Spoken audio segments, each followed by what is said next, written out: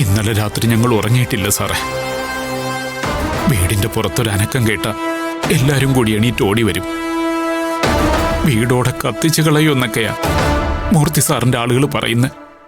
പേടിച്ചോടാൻ തുടങ്ങിയ പിന്നെ അതിനെ സമയമുണ്ടാവൂ. സുദേവൻ ഒരു കാര്യം ചെയ്യേ, എന്റെ കൂടെ ഒന്ന് വാ, നമുക്ക് സ്റ്റേഷൻ വരെ ഒന്ന് പോവാം. ശരി സാറേ. അച്ഛൻ നന്ദിനെ കണ്ട് സംസാരിക്കും. അതിനുള്ള മാർഗമൊക്കെ അച്ഛനറിയാം. കാർത്തിക പ്രശാന്തിന്റെ വീട്ടിൽ തന്നെയല്ലേ? അതെ സാറേ. കുറച്ചു മുമ്പ് വിളിച്ച് ചോദിച്ചു ഇങ്ങോട്ട് വരട്ടെ എന്ന്. എല്ലാം കഴിഞ്ഞിട്ട് മതി, അവിടെ തന്നെ നിന്നോളാം ഞാൻ പറഞ്ഞു. ചെയ്യാൻ കഴിയുന്നതൊക്കെ ഞാൻ ചെയ്യാം.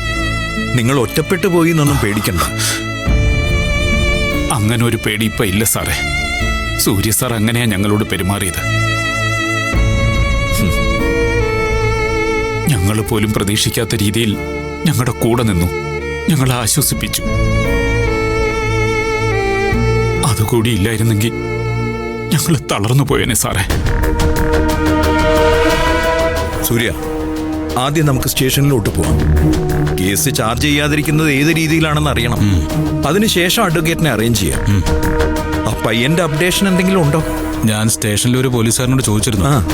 അവന്റെ കണ്ടീഷനിൽ ഒരു മാറ്റവും വന്നിട്ടില്ലെന്ന് പറഞ്ഞത്. ഡോക്ടർ ഒരു ഓപ്പറേഷൻ പറഞ്ഞിട്ടുണ്ട്. അതും ചെയ്യാൻ പറ്റാത്ത അവസ്ഥയിലാണ് ഇപ്പോൾ ഉള്ളത്. വാ, നമുക്ക് സ്റ്റേഷനിലേക്ക് പോവാം. വരൂ.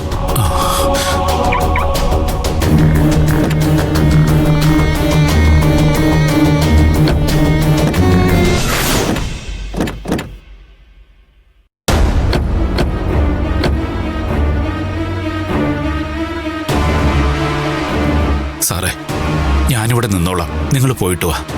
ശരി, നീ വാ.